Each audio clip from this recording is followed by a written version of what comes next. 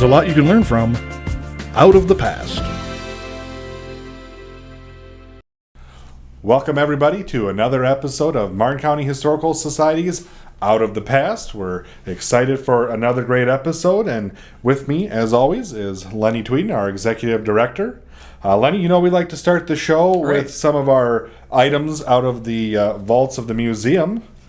Today I brought some records from the Fairmont High School.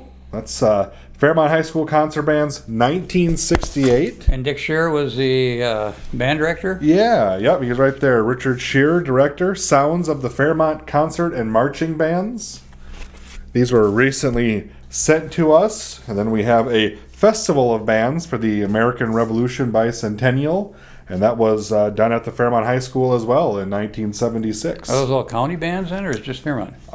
These ones for sure are the Fairmont High School. This, I would suppose, are probably county bands. Sure. So they wouldn't fit in my CD player for some reason, so I haven't given it a listen yet. Gotta get a new one. Well, Jim, what do we know about this and these records? Dick Shear, of course, was a renowned band instructor here in Fairmont. He was. Well, they put these together, one, as a way to preserve these concerts, get them on record so people could hear them in the future. This was also a fundraiser. If you look here on the back, it notes that proceeds from the sale of these would go to the band boosters. And I think this is just really neat. It's got all of the students that were involved in the senior band and the junior band. Yeah. So, great record, but a great historical resource. What year was that again?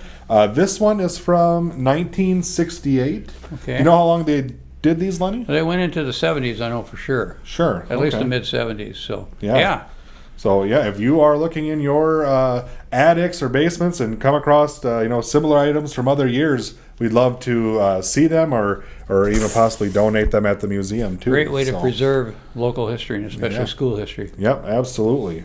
Another set of items we just recently got in, we've got the Beta Sigma Phi emblem from the local women's sorority group here in town. So I think that is just interesting. Yeah, really beautiful and maybe something we should incorporate for our board meetings, Lenny. We've got the Beta Sigma Phi songbook. They might ask us to do a duet. That's true. And then we would end it right there. That would end the meeting rather quickly. So and it talks about the different things that they would sing in the 60s and 50s at their meetings and as part of their rituals and bigger organizational meetings. You think times have changed? I don't know that anybody wants to sing at a meeting anymore, but great thing. Good history. Days gone by for sure with that. So, right.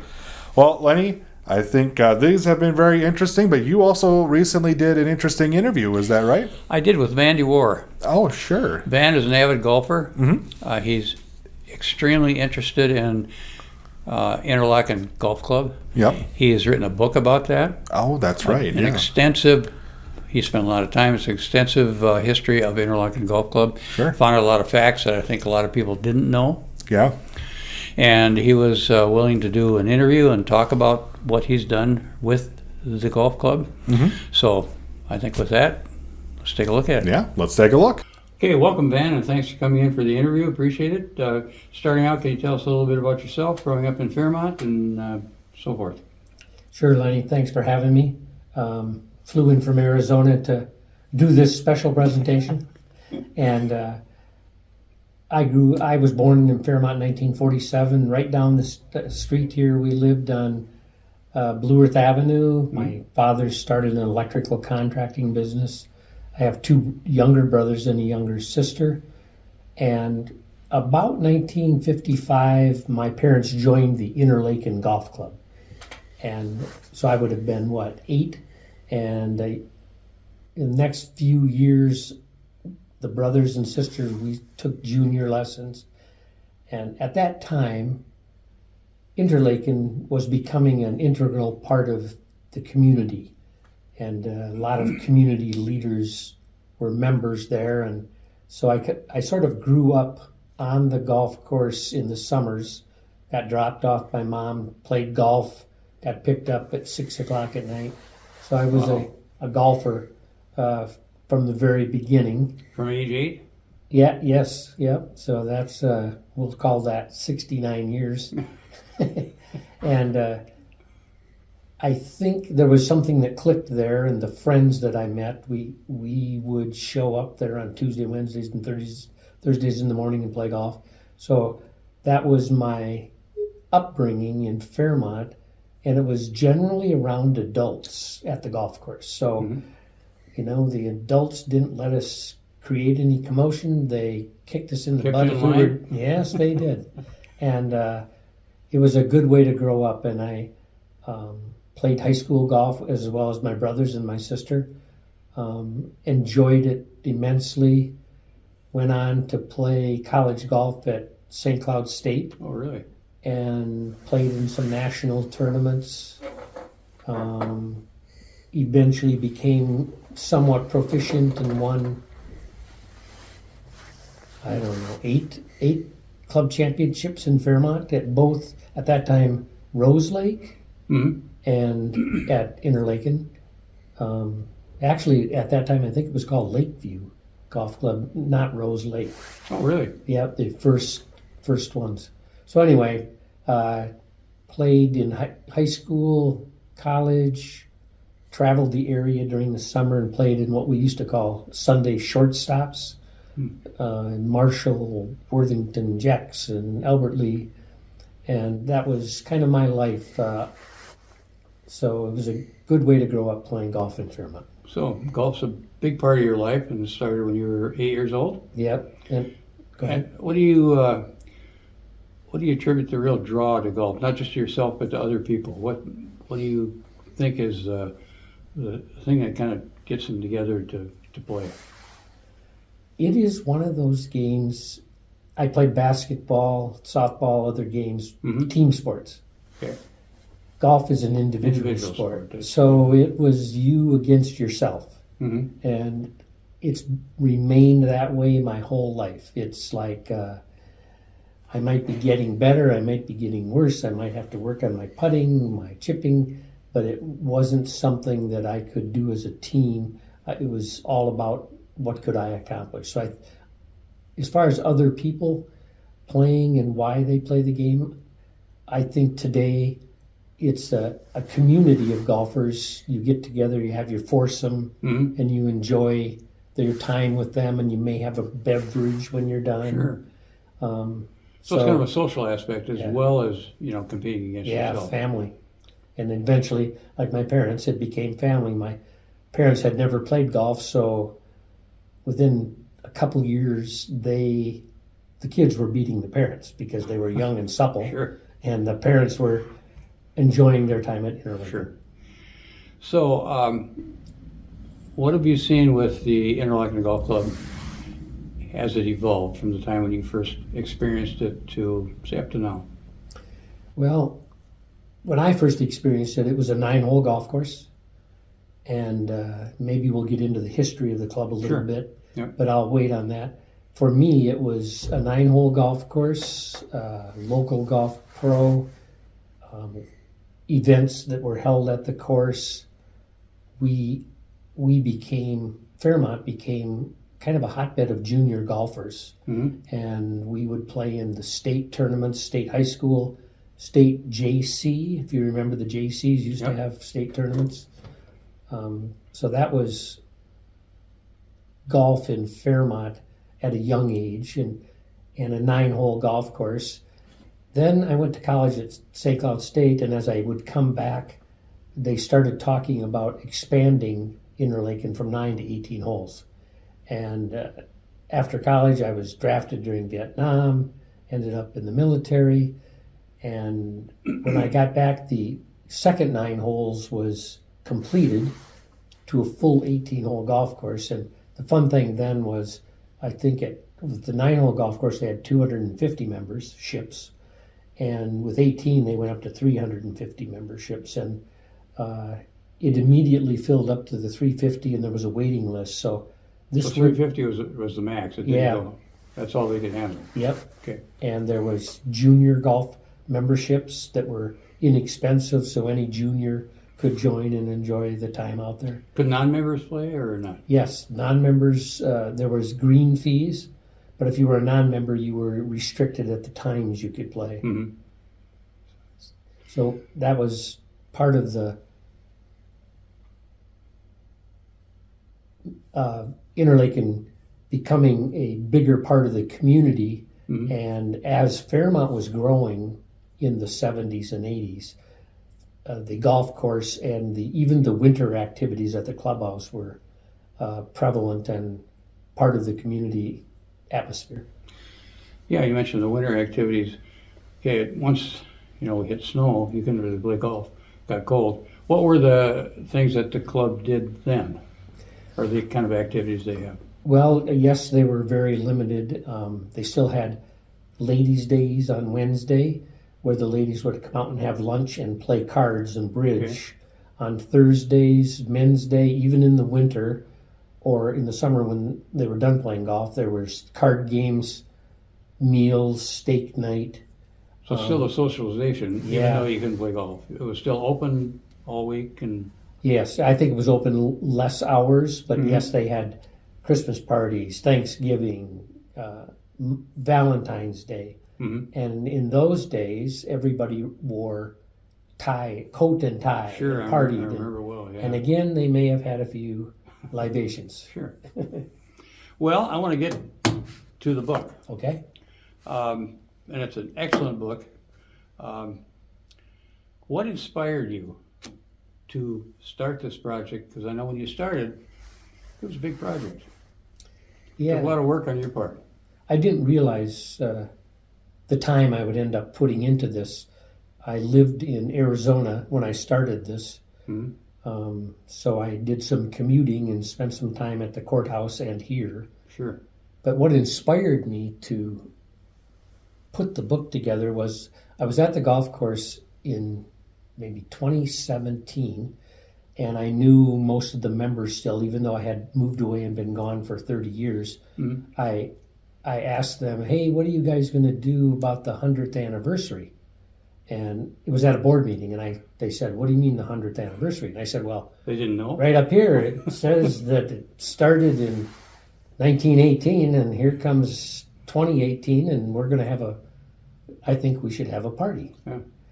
Now, at that time, the golf course was not doing as well as it was in the 70s and 80s, and there were probably only 250 members, and they were looking for more members. So I thought it would be fun to have a celebration. And they said, well, maybe we'll have a party. What do you think we should do? So I kind of took it upon myself to figure out a party, figure out what day it opened, Sure. have a party on the same day it opened 100 years later.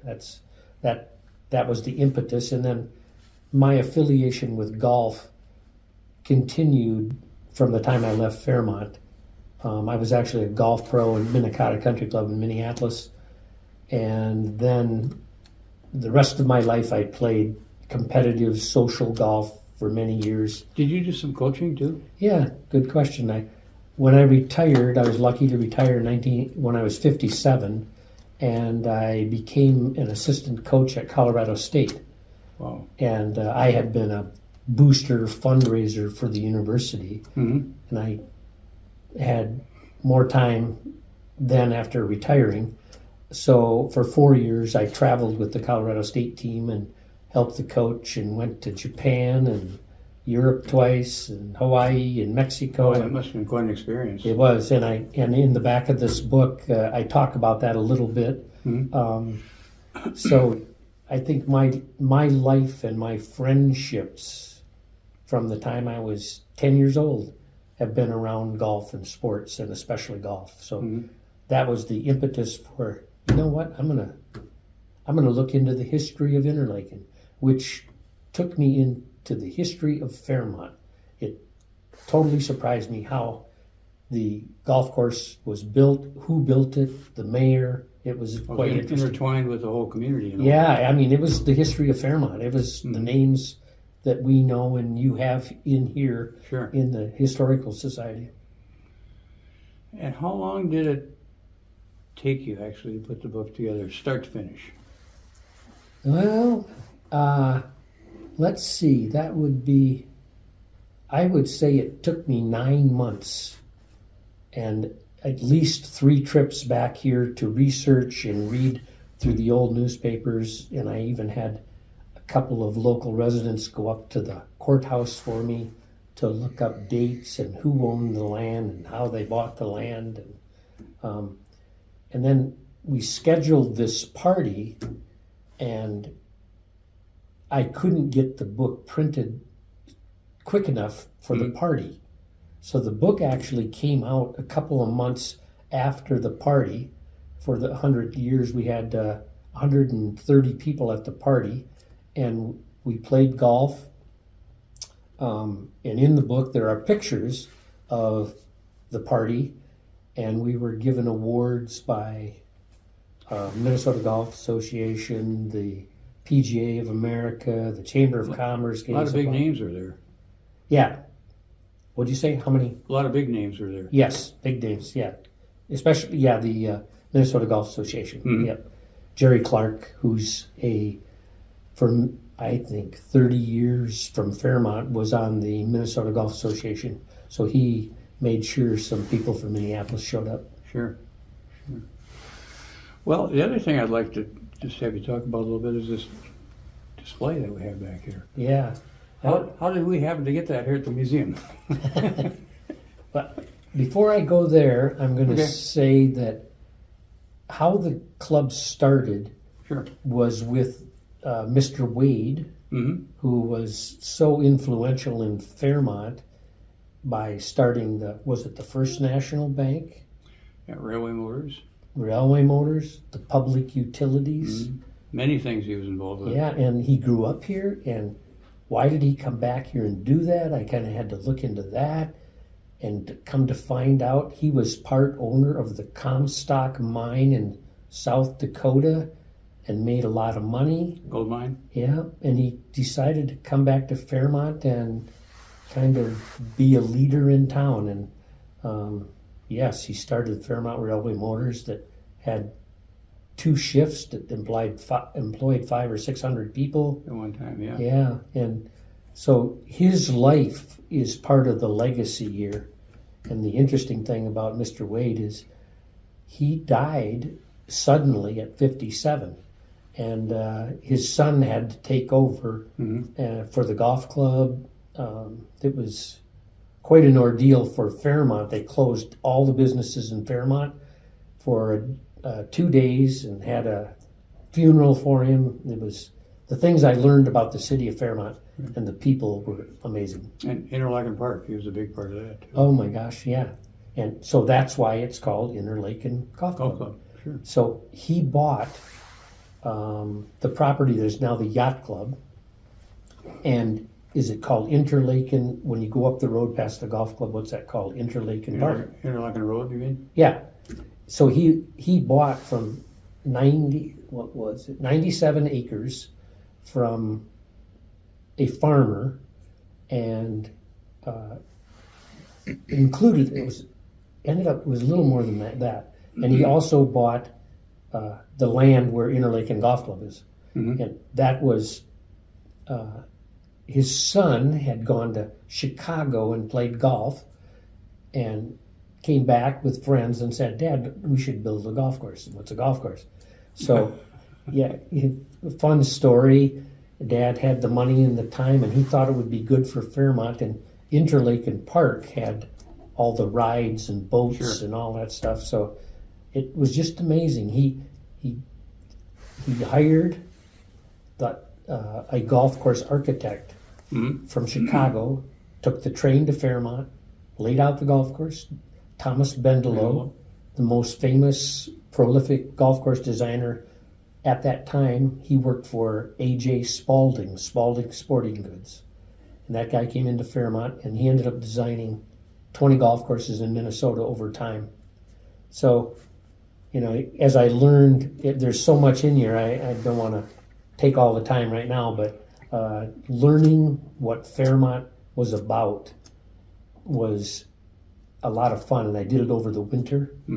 That was part of the joy in the pictures. And you asked me about this. We have many pictures, couple behind you, of the original clubhouse. And this is a picture of the first club championship in 1919. And another interesting story, I'm going to go off on a little bit here. Yeah, the map. If you look closely, the two winners are in front with this trophy, and they have on masks. They have on handkerchiefs, and we thought, why do they have on handkerchiefs? The flu pandemic of The 1919. 1919 Spanish flu. Yeah. So then I had what was the Spanish flu? So I had to learn about that, and it was, they think, started in Fort Carson. Not Carson, a fort in Nebraska? Kansas, Kansas. Yeah, there you and go. it spread around the world, and it killed 500,000 people. And it's actually one of the reasons World War I ended, is that the troops all over the world were getting sick. So they had on these handkerchiefs, which when I was researching this ends up relating to the COVID that Right. we just went through. And so these masks were used in 1919, just like we had to use in 2020. 2020. Yeah. Yeah, and Interesting. and so some of the pictures gave a history of Fairmont and what was happening in the world. Interesting. As far as the case, these two particular trophies are the oldest. One of them, the one on the left, is, I wanted to get it out of Interlake, and it floated around for a number of years on shelves above the bar and the bro shop, blah, blah, blah. And I researched it, and it's worth $5,000. I thought, well, that shouldn't just be floating around. So in 2020, I volunteered, I'll call it, to buy them a trophy case, and we put this trophy case in the front entry.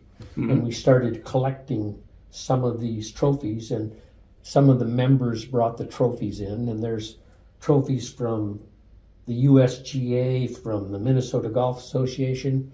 There's the original stock certificates. That whole All package that of pile stuff of papers, is the we found them up in the attic, and pictures of when the second 9 opened. They had a grand opening, so there's some of the old guys there hitting a golf ball, and I just thought it was time to consolidate all this in the front entry. Then the golf course kind of got in a little trouble financially. Yep, and tried to dig their way out of that, and that wasn't happening. So a few of us tried to help the golf course get along for a little while. And eventually, what happened with the golf course? A year ago, finally, it was put out on the auction block and was sold.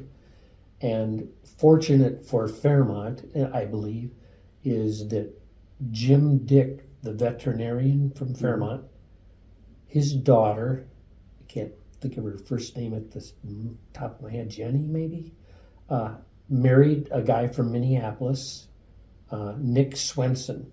And Nick Swenson is a wonderful guy from Minneapolis who is successful in his business, and he used to come down here. I think he's about 60 now, 55. He came down here and he would play golf with Jim and Jenny, and he knew about our plate a little bit. And when he heard about it from Jerry Clark, who had from Interlake and who had listed it for sale, he decided, how can I help?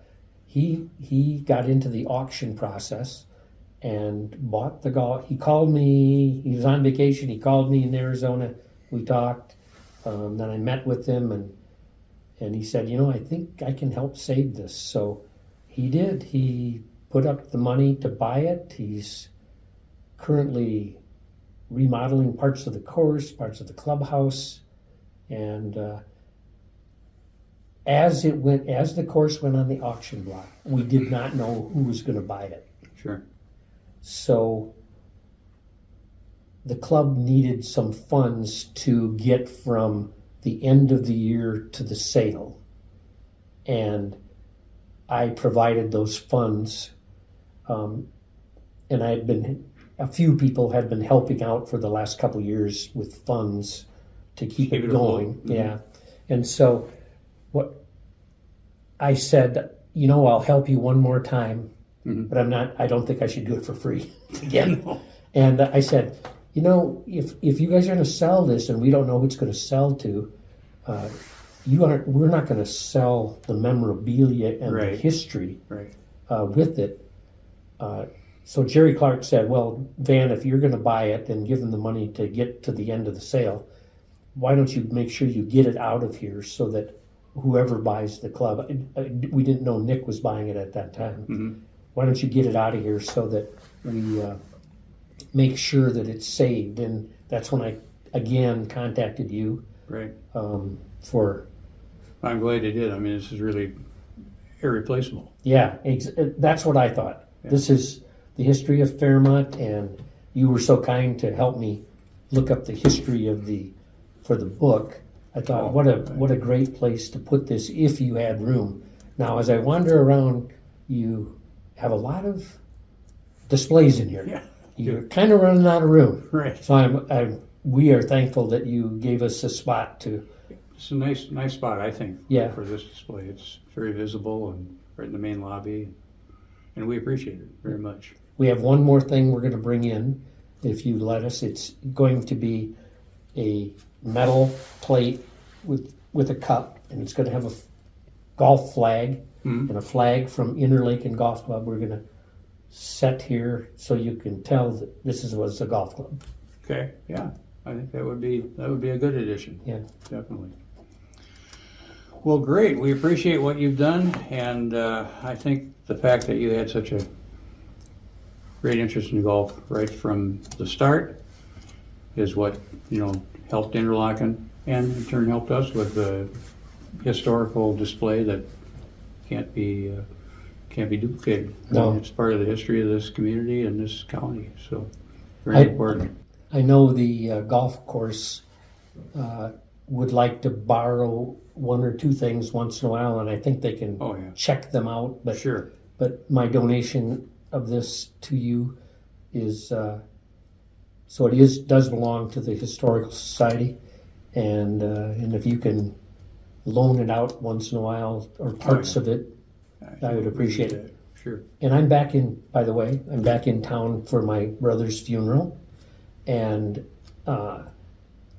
brother Daryl, and I lived in Arizona then, and he moved this Yep. and got this all set up, and he took it under his purview to get this done. So Right. I really appreciate that he did that. Yeah, it just seems like it was yesterday, but it was a little while back, Yeah. that we came in, and we appreciated that too. And had a good time putting it together. Yeah. I'm mechanically challenged, so I pretty much watched.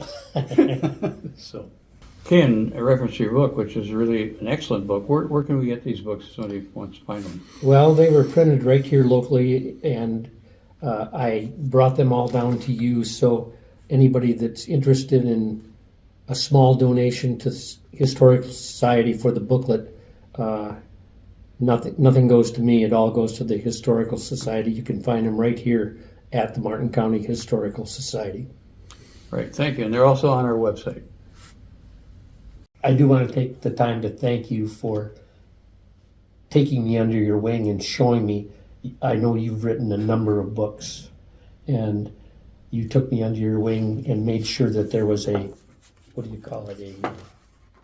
wrote a Oh, forward? forward to the book, and you made sure on the back of the book, I put a little bit about myself, so it became more of a completed, Sure. I call it a booklet, because it's about 60 pages. No, it's very well done, and the pictures and everything, the way it's put together, and you can tell from your personal experiences with it that really makes a difference, Yeah. rather than just somebody telling a story from afar, Yeah. So, great job on that, and thank you for coming in today, and thank you for helping us with the display there. We appreciate it and wish you all the best. Thank you. Well, Lenny, that was a really, really interesting interview. You know, I'm more of a mini golf guy myself, so it's interesting to learn about the history of Interlochen Golf Club from Van. Yeah, and he's the guy to ask. Yeah, So absolutely. also, I'd just like to mention, we have his book at the museum. Mm-hmm. And if you would like one, we have plenty of copies available. Van has done a great job with this book. It's an excellent book, a great history. So I think you'll really enjoy it, especially if you're a golfer. Even if you're not a golfer, if you're just interested in local history. Great book. Yeah, he put a ton of time and effort into that. Really did. did a lot of great work with it. Yeah. Yeah. So again, those are available down at the museum, or if you are out in the world somewhere, give us a call or an email. We'll make sure to get one to you. So yeah, another great interview, another great episode. We want to thank you all for tuning in and watching, and please join us again in the future for another episode of Martin County Historical Society's Out of the Past. There's a lot you can learn from Out of the Past.